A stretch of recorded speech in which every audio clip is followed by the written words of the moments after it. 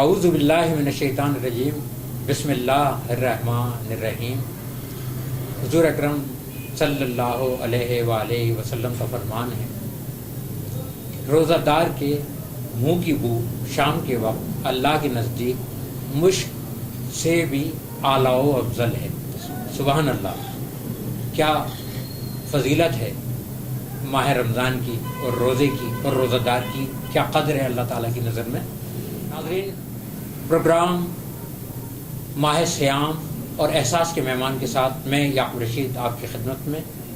آج میں آپ کی ملاقات ایک ایسی شخصیت سے کروا رہا ہوں جن کا تعلق آواز کی دنیا سے ہے، ہوسٹنگ کے شعبے سے، آر جے بھی کہہ سکتے ہیں اور میزبان بھی کہہ سکتے ہیں، اور اسٹیج پروگراموں کی ہوسٹنگ بھی بہت خوبی سے کر لیتے ہیں، اور ایک عرصے سے آواز کی دنیا سے ان کی وابستگی ہے. تو آج ہمارے مہمان ہیں جناب اقبال قاضی صاحب. السلام علیکم اقبال قاضی صاحب. وعلیکم السلام جناب، بہت مہربانی آپ کی، آپ نے بڑا اچھا انٹرو دیا اور اچھا تعارف کروایا آپ نے، اچھا لگا آپ کے پاس آنا. ویلکم. اچھا اقبال قاضی صاحب، احساس کی محفل میں آج تشریف فرما کے کیسا لگ رہا ہے؟ بہت اچھا لگ رہا ہے، اور ظاہر ہے یہ ایک نیا تجربہ ہے. ہمارے ہاں جو ویب چینل ایشو آ رہے ہیں اتنے ڈھیر سارے، اب تو آ گئے، ان میں اس طرح کا کام کم دیکھنے میں آتا ہے جہاں پراپر، دیکھیں کام تو سبھی کر رہے ہیں لیکن ایک پراپر طریقے سے ڈھنگ سے کوئی کام کرنا. سو یہاں یہ کام ڈھنگ سے چونکہ ہو رہا ہے اس لیے اچھا لگ رہا ہے کام بھی، اور ظاہر ہے یہاں آنا بھی اچھا لگا.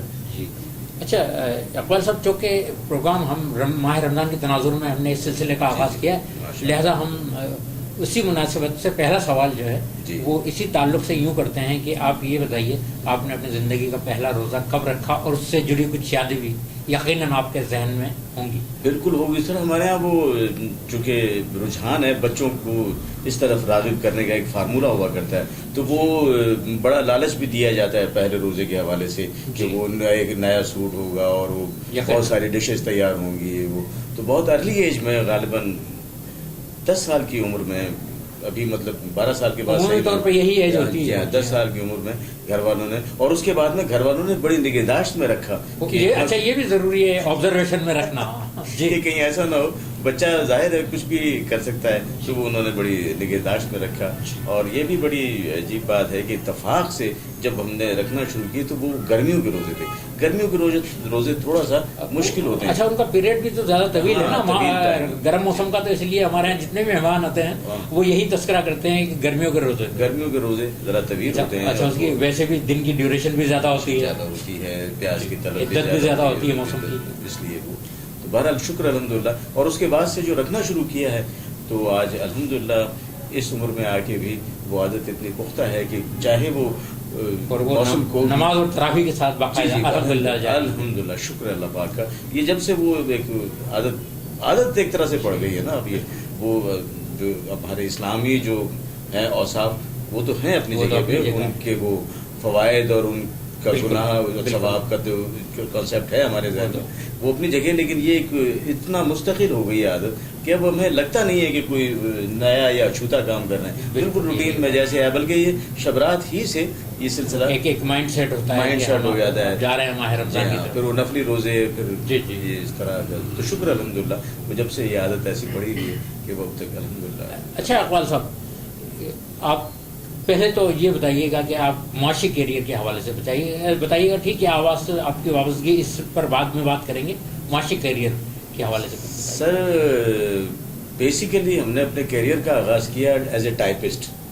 اچھا وہ بھی اس کا بھی ایک طرح سے بڑی عجیب بات، جب ہم نے اپنا ڈومیسائل بنوانا چاہا اور گئے بنوانے کے لیے تو وہ جو صاحب تھے ٹائپ رائٹر پر فارم فل کر رہے تھے تو وہ ان کا بڑا عجیب اسٹائل لگا نا. میاں کیا نام ہے آپ کا؟ یار چائے لے آنا. بالکل وہ یعنی یہی بڑی بے پرواہی سے وہ کر رہے ہوتے ہیں. بالکل تو وہ اتنے روانی تھی، ہمیں شوق ہوا کہ یہ کون سا کام ہے جو دیکھ وہاں رہے ہیں اور یہاں کر رہے ہیں. تو وہ ایک شوق نے ہمیں اس میں ترغیب دی اور ہم نے وہ سیکھی ٹائپنگ. تو ٹائپنگ ایز اے ٹائپسٹ ہم نے اپنے کیریئر کا آغاز کیا، اور الحمدللہ آج اگر ہم باقاعدہ ٹپس پہ آپ کو کاؤنٹ کروائیں تو شاید 20 ڈپارٹمنٹس ہوں گے، باقاعدہ ڈپارٹمنٹس مرحلہ وار جہاں ہم نے یہ ایک زمانے میں یہاں ریڈیو پاکستان کے برابر میں امپلائمنٹ ایکسچینج ہوا کرتا تھا.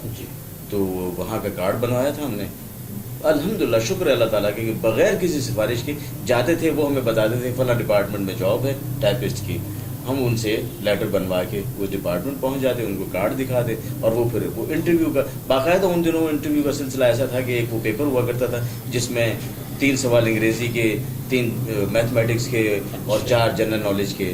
تو وہ کر کر کے اتنی وہ فلوئنسی آ گئی تھی اس میں کہ وہ آدھا گھنٹہ مشکل سے لگتا تھا کہ اس میں وہ جو رائٹنگ میں ہوتا تھا. جی وہ باقاعدہ رائٹنگ. اور وہ جو ایک عادت تھی کہ جی وہ آپ کا مائی بیسٹ اسکول یا مائی بیسٹ فرینڈ یا مائی بیسٹ ہابی، اس طرح کے، تو وہ بہت آسان ہو گیا تھا ان دنوں. پھر اس کے بعد میں وہ جب ٹائپ رائٹر پہ بیٹھتے تھے تو اللہ پاک نے ایسی کمانڈ عطا کی تھی ٹائپنگ میں کہ مثال کے طور پہ اگر کہیں 13 کینڈیڈیٹس ہیں تو اس میں سے 7. اچھا اس کا ایک ایڈوانٹیج یہ بھی ہوا ہوگا انگلش بہت اچھی ہو گئی ہوگی آپ کی. الحمدللہ. اچھا انگلش کا پتہ نہیں کہ قدرتی طور پہ جب ابتدائی دنوں میں ابھی ہم نے مطلب باقاعدہ اسکول جوائن نہیں کیا تھا، تو اسکول جوائن کرتے ہی اس سے پہلے وہ جو کے جی ہوا کرتا ہے، وہ کے جی کے دور سے شاید قدرتی طور پہ، اس میں ہم سمجھتے ہیں ہمارا کوئی کمال نہیں ہے، یہ قدرتی طور پہ ایسا تھا کہ وہ انگریزی ٹھیک تھی. پھر وہ اس نے بہت سپورٹ کیا ہمیں انگریزی رائٹنگ نے، ٹائپنگ نے اور اس کی ڈرافٹنگ نے. تو پہلی جو ہم نے جاب کی تھی وہ محمدی ٹیکسٹائل مل میں کی تھی، اور وہاں لیبر آفیسر تھے غنی صاحب، محترم غنی صاحب. کیا نفیس پرسنالٹی تھی ان کی، بالکل وہ قائد اعظم کا عکس تھے، بہت ڈیشنگ پرسنالٹی تھی.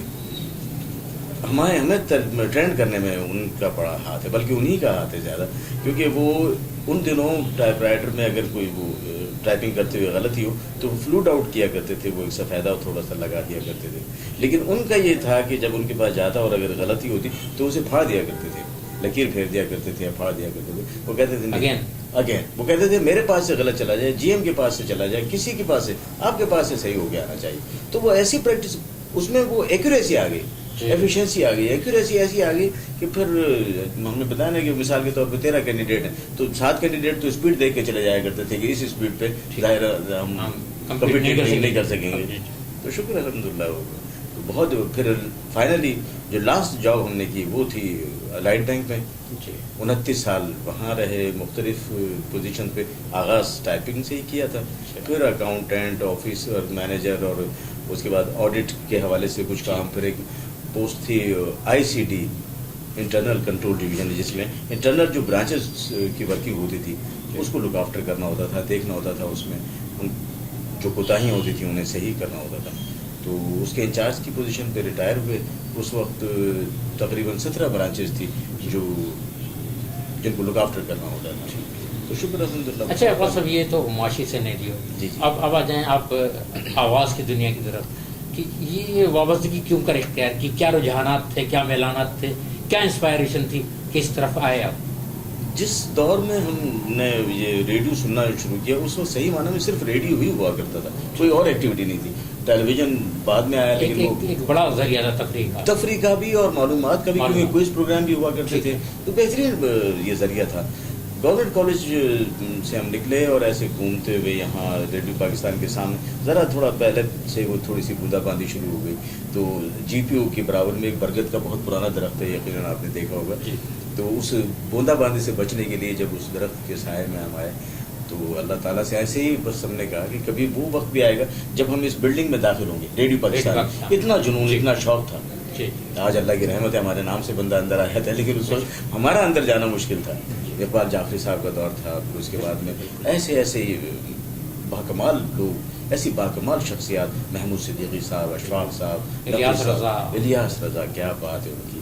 اور تو بہت بہترین میڈم پروین خورشید ان کی رہی اسسٹنٹ ایڈیٹر نیوز سیکشن میں. جی. تو وہ یہ ڈراموں میں بھی ان کے ساتھ رہے. پھر ڈرامہ اصل میں ہمارے لیے تھوڑا سا مشکل کیوں ہو گیا کہ اس میں 3 دن اسپیئر کرنے پڑتے تھے. ایک دن وہ جس میں وہ اسکرپٹ ملتا تھا، اب ایک پورا دن چاہیے اسکرپٹ کو پڑھنے میں، سمجھنے میں، کنسیو کرنے میں. اچھا میں یہی پوچھنا چاہ رہا تھا آپ سے، جب ریڈیو سے وابستگی اختیار کی تو شعبہ کیا تھا؟ یا ہوسٹنگ تھی یا یہ صداکاری؟ اس وقت ہم نے صداکاری سے آغاز کیا، یعنی آرٹسٹ، ریڈیو آرٹسٹ. وہ پھر دوسرا ایک دن پھر جاتا تھا ریہرسل میں پورا دن لگ جاتا. سارے آرٹسٹ آئے، جمع، ان کا انتظار کرو. اور ایک دن ریکارڈنگ میں.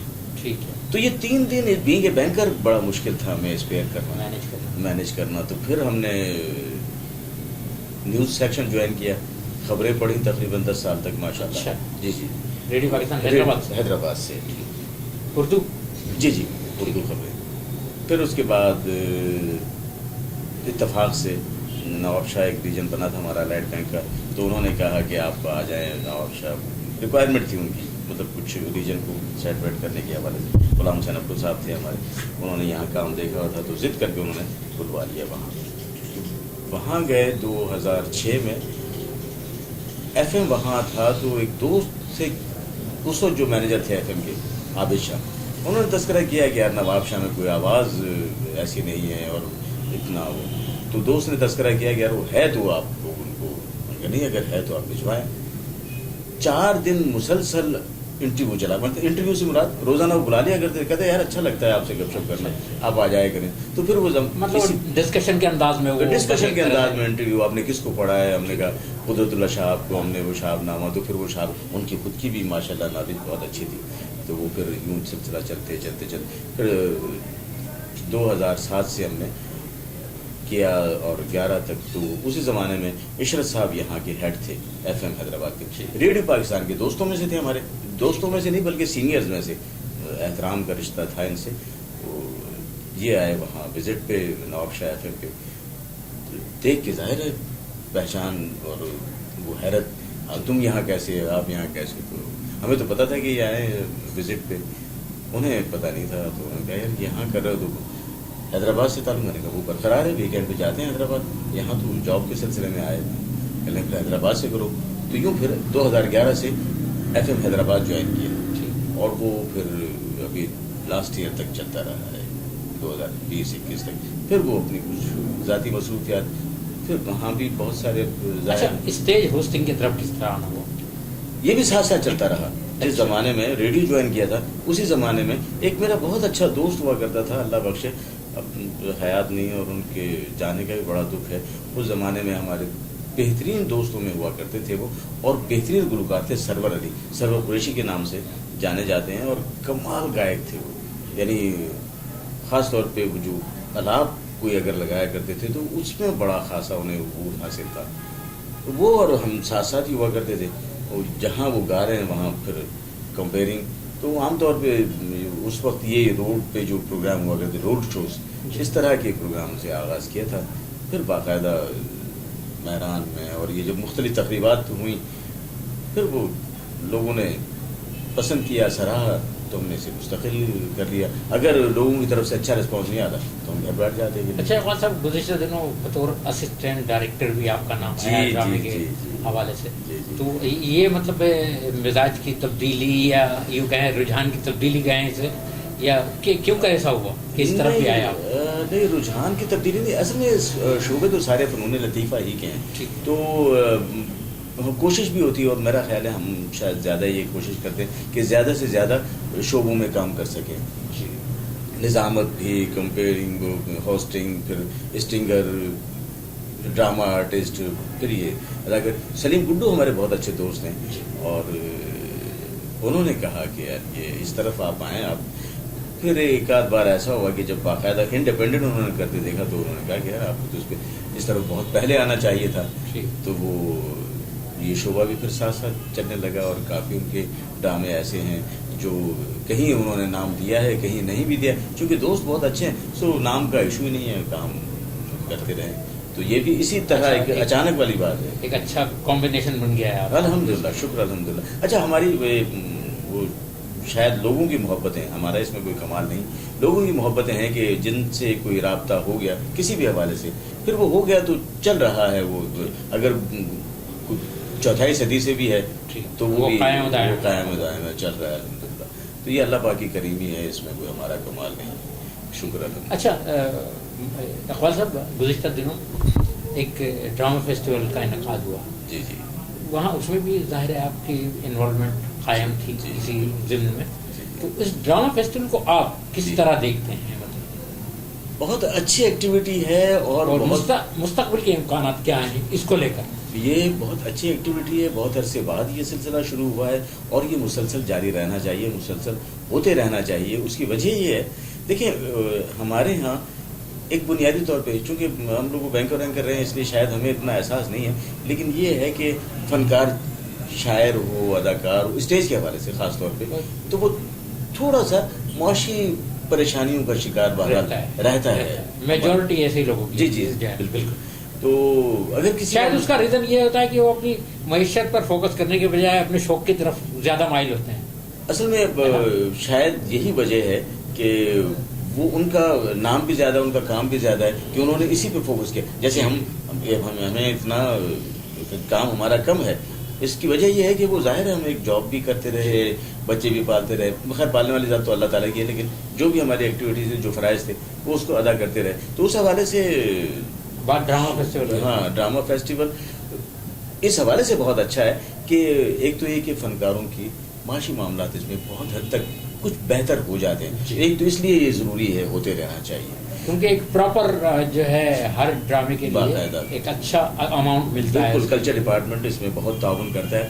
پھر یہ کہ چونکہ کلچر ڈپارٹمنٹ کرتا ہے تو جو آنے والے ہیں مہمان دیکھنے والے، انہیں کوئی ٹکٹ نہیں پرچیز کرنا پڑتا، تو وہ بھی بآسانی آ جاتے ہیں۔ دیکھیں دیکھیں آج کے دور میں جب مہنگائی نے تقریباً ہر آدمی کو حواس باختہ کیا ہوا ہے، ایسے میں کوئی شوقین اگر ڈرامہ دیکھنا چاہے اور وہ ٹکٹ لے کے آنا چاہے تو اس کے لیے مشکل ہوگا۔ وہ اس وقت وہ 200 روپے کا ٹکٹ لینے سے بہتر 150 روپے کا 1 کلو آٹا لینا پسند کرے گا۔ بالکل ایسے ہی معاملات اس طرح کے۔ تو یہ چونکہ کلچر ڈپارٹمنٹ نے ایک بہت اچھی ایکٹیویٹی شروع کی ہے، ہیلدی ایکٹیویٹی ہے، جاری رہنی چاہیے، اس سے دونوں کا فائدہ ہے۔ ایک تو یہ کہ پبلک کا رجحان ہوگا، ہم لوگ بہت گھٹن زدہ ماحول میں رہتے ہیں۔ لیکن اقبال صاحب آپ اس پر بھی تھوڑی سی روشنی ڈالیں کہ ہمارا شہر سندھ کا دوسرا بڑا شہر ہے، لیکن یہاں اب تک آرٹس کونسل کا قیام عمل میں نہیں لایا گیا، جبکہ دیگر ہماری اطلاعات یہ ہے کہ سندھ کے دیگر چھوٹے شہروں میں یہ سلسلہ باقاعدہ قائم دائم اور چل رہا ہے، سرکاری سطح پر ان کو ایک شیلٹر حاصل ہے، لیکن ہمارا شہر اس بات سے محروم۔ جی بالکل، نہ صرف یہ کہ ان کو شیلٹر حاصل ہے بلکہ فنڈز بھی ان کو ایلوکیٹ ہوتے ہیں۔ تو ہمارے ہاں دو بڑی اس کی بنیادی وجہ جو ہمیں سمجھ میں آتی، ہو سکتا ہے غلط ہو، کہ ایک تو یہ کہ اس طرح سے کوشش نہیں کی گئی، ہمارے جو لوگ جن کو کرنا چاہیے تھا، ڈرامے کے جو یہ اس کے لوگ ہیں، جو ڈرامے کے جو کرتے دھرتا لوگ ہیں، ان کو جس انداز میں کوشش کرنی چاہیے تھی، اسٹیپ لینا چاہیے تھا، آپس میں گروپ بنا کے ایک اتحاد قائم کر کے پھر لے کے صحیح سمت میں کام نہیں کیا، تو اس لیے وہ نہیں کر سکے۔ اب انہوں نے کوشش کی ہے اور اب سننے میں آیا، واللہ علم اس بات میں کس حد تک باڈی میں آ گئی ہے، جی بالکل آ گئی ہے، یہ ایک پروسیس جو ہے وہ انشاءاللہ، اور اس کے بعد میں باقاعدہ پھر فنڈز ایلوکیٹ ہونے کا سلسلہ بھی ہو جائے گا۔ تو یہ دونوں ایکٹیویٹیز ساتھ ساتھ چل رہی ہیں، ایک طرف حیدرآباد آرٹس کونسل اس کا انعقاد اور پھر اس کا فروغ، اور اس طرح ڈرامہ۔ دیکھیں تھیٹر ہمارے یہاں ختم ہو گیا اور بنیادی اہمیت تھیٹر کی ہے۔ تھیٹر، میرا اگلا سوال آپ سے یہی ہونے والا تھا کہ ہمارے یہاں ایک طرف تھیٹر کے اب تو بقا کے لیے جدوجہد ہی ایک طرف سے دیکھا جائے تو، حالانکہ 90s میں یا 80s میں تھیٹر ہمارے یہاں بڑا ریچ تھا، بڑا طاقتور تھا، اور 50-60 ڈرامے بآسانی ہو جایا کرتے تھے سال میں، اور دیگر تقریبات الگ ہیں۔ لیکن اب تھیٹر کی یہ حالت ہے کہ اب چونکہ یہ جب ڈرامہ فیسٹیول ہوا تو اس کے بعد کوئی ایک تحریک تو پیدا ہوئی ہے، بالکل، لیکن اس سے پہلے جو ہے معاملات بہت مایوس کن تھے تھیٹر کے حوالے سے، بالکل تحریک۔ لیکن دوسری طرف اقبال صاحب ناچ گانوں کے پروگراموں کا جو بڑا دور ہو رہا ہے، اس پر جو ہے خاصی مطلب فوکس کیا جا رہا ہے۔ اصل میں ہم لوگ، سچی بات ہے، ہم خود اس کے قصوروار ہیں۔ آپ دیکھیں ہم عام طور پہ یہ الزام لگاتے ہیں کہ لوگ یہ دیکھنا چاہتے ہیں، سوال یہ پیدا ہوتا ہے کہ اگر یہ دیکھنا چاہتے ہیں تو پہلی بار کبھی ہم نے انہیں دکھایا ہوگا تو یہ دیکھنا چاہتے ہوں گے۔ بنیادی بات یہی ہے کہ ہم ان کو جس چیز کا عادی بنائیں گے وہی چیز آپ سے طلب کریں گے۔ اب پہلے ہم نے ان کو اس کا عادی بنا دیا، اب ہم اس میں وہ کیڑے نکالنے لگے ہیں، مین میخ لگانے لگے کہ یہ اس طرح کیوں ہو رہا ہے، تو شاید یہ نہ سمجھ میں آنے والی بات ہے۔ تھیٹر کو دوبارہ تھیٹر کے حوالے سے اور اس اصل اس کی حالت پوزیشن میں لانے کے لیے بہت محنت کرنی پڑے گی، کیونکہ ہمارا رجحان بالکل چینج ہو گیا ہے. ہم لوگ، آپ نے بالکل بجا فرمایا کہ وہ ڈانس اور اس طرح کی ایکٹیویٹیز میں ہم لوگ انوالو زیادہ ہو گئے، اسے ختم کر کے باقاعدہ تھیٹر. اور پھر تھیٹر تو ہم تو بلکہ اس میں یہ بھی ایک تجویز دینا چاہیں گے کہ جو ہمارے نامور ہیں کام، امیر خسرو صاحب کا کام ہے، یا حیدرآباد کے حوالے سے دیکھیں تو شمس العلماء مرزا خلیش بیگ صاحب کا کام ہے، تو ان کے جو افسانے ہیں، جو بہت ان کا کام کیا ہوگا، اسے ڈراماٹائز کیا جائے اسٹیج پہ.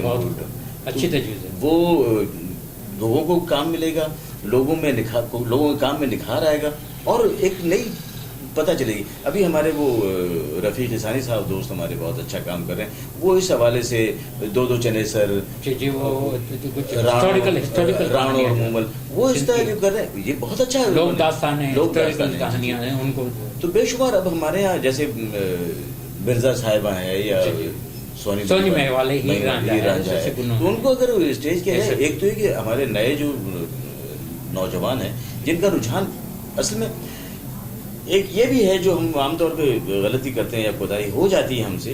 ایک زمانے میں جب بہت زیادہ یلغار تھی کچھ اور طرح کے مواد کی، جی، اس زمانے میں ابن صفی صاحب نے بیڑا اٹھایا. بہت خوب، کیا خوب ذکر کیا آپ نے. بے شک انہوں نے سری ادب میں کمال کیا، کیا کمال کیا، بڑا کریٹو کام کیا. جو ان کے جو 300 ناولز ہیں، جی ہاں، وہ شاہکار کام ہے اور بڑا کریٹو کام ہے. یعنی چاہے وہ عمران سیریز ہو یا جاسوسی دنیا ہو، حمیدی فریدی. فراز صاحب کا ایک شعر ہے کہ اور تجھے چاہیے کتنی محبتیں فراز، اور تجھے چاہیے کتنی محبتیں فراز، لوگوں نے ماؤں نے تیرے نام پہ بچوں کے نام رکھ دیے. تو وہ جو ابن صفی کا جو عمران کیریکٹر تھا، عمران نام میرا خیال ہے سب سے زیادہ انہی سے متاثر ہو گیا. پھر وہ حمیدی فریدی اور اس طرح کے، تو وہ اتنے زبان زدے عام اور اتنے پاپولر اور اتنے لوگوں کے ذہنوں میں بس گئے تھے کہ کسی ان کی مقبولیت کا یہ عالم تھا کہ لوگ بکنگ کرایا کرتے تھے. جہاں یہ جو بک اسٹال اور یہ جو ہوا کرتی تھی نا لائبریریاں، وہاں جا کر بکنگ کرایا کرتے تھے، اور وہ گھنٹے اور 2 گھنٹے کی بکنگ پر ملا کرتے تھے. کہ آپ یہ پڑھ کے فوراً کیونکہ 2 بندے اور منتظر ہیں پڑھنے والے. اب وہ لائبریریاں بھی ختم ہو گئی. آپ کو یاد ہوگا یہاں دیکھیں نا، لٹریچر تو ختم ہی ہوتا جا رہا ہے نا. پرنٹ میڈیا اور یہ جو ادب ہے ہمارا، اس میں یہ ساری چیزیں تو مفقود ہوتی جا رہی ہیں. حالانکہ یہ اس پہ دیکھیں تو پھر وہ ڈیلیٹ ہو جاتا ہے. بالکل، اس میں وہ لذت اور لطف نہیں ہے. وہ جو آپ کی ٹیبل پہ رکھا رہتا ہے، جب دل کیا آپ کا اٹھایا، آپ نے پڑھنا شروع کر دیا، اس کا اپنا مزہ ہے. تو یہ روایت اگر دوبارہ زندہ ہو گئی اور ہمارے لوگوں نے محنت کی اور کام کیا اسٹیج کو دوبارہ زندہ کرنے کی. آج کی نسل میں یہی وجہ ہے کہ وہ نہ مطالعے کا رجحان ہی نہیں رہا ہے بالکل، اور لکھنے لکھانے کا عمل بھی جو ہے بہت مفقود سا ہو گیا ہے. بڑی عجیب سی بات یہ ہے اصل میں، ایک تھوڑا سا اس میں ہم لوگوں کا بھی، ہم سمجھتے ہیں ہمارا قصور تھوڑا سا ہے کہ ہم نے اگر کسی نے کوئی تھوڑی بہت کوشش کی تو ہم نے اسے حوصلہ افزائی کرنے کے بجائے اس کو یہ دیکھ کے کہ یار کیا لکھ دیا تم نے، یہ پکڑا دیا، ہاں یہ کیا ہے یار، چھوڑو، تمہیں نہیں لکھ سکتے، یا نئی شاعری کر سکتے، ادب نہیں لکھ سکتے، افسانہ نہیں لکھ سکتے. نہیں، وہ اگر ہمیں دکھا رہا ہے تو ہم اس میں کوشش کریں کہ کچھ ایڈیشن کر کے، بتا کے، اصلاح کر کے اسے شوق اور پروان چڑھائیں تاکہ وہ محنت کرے، وہ لکھے. اب ہمارا بس صرف یہ مسئلہ ہے، اگر ہم اس پہ تھوڑی سی توجہ دے دیں گے اور اپنے نوجوان نسل کو، آنے والے بچوں کو اس طرف راغب کر دیں گے تو ہمارے پاس ٹیلنٹ کی کمی نہیں ہے. ایک سے ایک لکھاری آپ کو ملے گا. اچھا صاحب، آپ نے ابن صفی کا ذکر کیا، منٹو کو پڑھا آپ نے؟ ہاں، منٹو کو پڑھا جی، بالکل. منٹو تھوڑا سا وہ کنٹروورشل ہیں، لیکن وہ ہے، لیکن جب آپ اس کو ڈیپ میں پڑھتے ہیں تو لگتا ہے کہ نہیں، اصل بات تو یہی ہے، یہ فیکٹ تو یہی ہے. ہم اسے وہ شوگر کوٹڈ کر کے تھوڑا سا اوریا فیکٹ ہے، لیکن وہ ہے نہیں، وہ یہی ہمارے معاشرے کا حق ہے. اصل بات یہی ہے. اب وہ اس کو شوگر کوٹ نہیں کرتے، جی، جیسا ہے جو کا تم، وہ اس لیے لوگوں کا. ہمارے بہت سے شعراء بھی ہیں اس حوالے سے جو بہت سی اس طرح کی، کبھی کبھی کوئی ان کا کلام ایسا سامنے آ جاتا ہے جسے پڑھ کے لگتا ہے کہ شاید یہ کوئی یا تو بے دھیانی میں کہا گیا ہے یا پھر کسی مخصوص دھیان پہ کہا گیا ہے.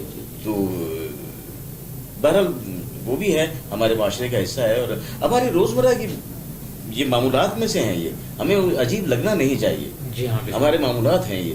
فرق صرف یہ ہے کہ اسے ہم کس انداز میں دیکھتے ہیں. ہم جو منٹو کو بدنام کر دیا ہم نے، میرا خیال ہے کہ ایسے بدنامی کے آج ہی نہیں بلکہ ان کے عہد میں بھی انہیں عدالتوں میں گھسیٹا گیا بار بار. اور آج بھی دیکھ لیں بے شمار ایسے لوگ ہیں جو حق گوئی کی بات کرتے ہیں, اس میں حق میں ظاہر ہے کبھی کبھی کچھ کڑوا بادام جیسے زردے میں آ جاتا ہے, ایسے کوئی ایسی بات بھی سامنے آ جاتی ہے جو آپ کو اچھی نہیں لگتی, گراں گزرتی ہے, تو ہم اس پہ فوراً ایکشن لینے کی بات کرتے ہیں یا ہم ان کے عدالتوں میں گھسیٹنے کی بات کرتے ہیں. دیکھیں ایک لکھاری ہے, اگر آپ اسے آزاد نہیں چھوڑیں گے, آپ اسے پابند کر دیں گے کہ ان حدود و قیود میں اسے لکھنا ہے, تو وہ پھر اس طرح کا سر وہ تو گھٹ جائے گا, نہیں لکھ سکے گا, نہیں سامنے آئے گا. اقبال صاحب بہت زبردست, آپ جیسی لٹریری شخصیت کے ساتھ بات کرنے میں تو بڑا لطف آ رہا ہے, لیکن وقت کی قلت ہے. یار زندہ صحبت باقی, بہت اچھی گفتگو رہی آپ سے. چلتے چلتے احساس کا جو یہ اقدام ہے, ہم مختلف شعبۂ زندگی کے لوگوں کو یہاں لا رہے ہیں اور ان کے حالات زندگی, ان کی جد و جہد. سرفراز صاحب ایک تو ایک ظاہر ہے یہاں اس شعبے سے بڑے عرصے سے وابستہ ہیں, اور جس عمدگی سے جس خوبصورتی سے کام کر رہے ہیں, یہ ظاہر ہمارا دیکھا ہوا نہیں تھا, یہ آپ آج پہلی بار آئے ہیں. یہاں آ کے ہمیں اندازہ ہوا کہ جس مربوط انداز میں وہ اس چینل کو چلا رہے ہیں, جس طرح کے پروگرامز آن ایئر کر رہے ہیں, وہ اس سے اندازہ ہو رہا ہے کہ وہ بڑی محنت اور جان پہچانے سے اور بہت اچھا مستحسن قدم انہوں نے اٹھایا ہے. اس میں فائدے, دو طرح کے فائدے ہیں. ایک تو یہ کہ وہ شخصیات جنہیں عام طور پہ شاید اتنا نہیں جانا جاتا ہے, وہ ان کو ایکسپوجر ملے گا, ایک طرح سے ان کی بھی ہوگی. اور دوسرا یہ کہ ہمارے بہت سے لوگوں کو جو ہم جن کے بارے میں بات نہیں پہنچ پاتی ہے, وہ اگر کوئی آئے گا یہاں مہمان اور وہ ان کا تذکرہ کرے گا تو یہ بھی ایک مثبت قدم ہوگا. تو بہت مستحسن قدم ہے, بہت اچھی بات ہے یہ, اور بہت عمدگی سے خوبصورتی سے چلا رہے ہیں چینل. اس پہ وجہ طور پہ مبارکباد کے مستحق ہیں, اور ہم چاہیں گے کہ آئندہ بھی وہ اس طرح کے پروگرام کرتے رہیں. ہماری بہت دعائیں آپ کے لیے, سرفراز صاحب کے لیے اور اس ادارے کے لیے, احساس ٹی وی کے لیے. شکریہ اقبال صاحب, آپ سے بڑی مربوط, بہت خوبصورت اور جامع گفتگو ہوئی. ناظرین, یہ تھے اقبال قاضی صاحب, آواز کی دنیا کا ایک معروف اور معتبر نام. آئندہ پروگرام میں پھر کسی ایسی شخصیت کے ساتھ حاضر ہوں گے, لیکن جانے سے پہلے آپ سے ریکویسٹ کہ احساس ٹی وی کو سبسکرائب کیجئے, لائک کیجئے اور اپنی رائے کا اظہار کیجئے. اجازت دیجئے یعقوب رشید کو. پاکستان آئندہ باد.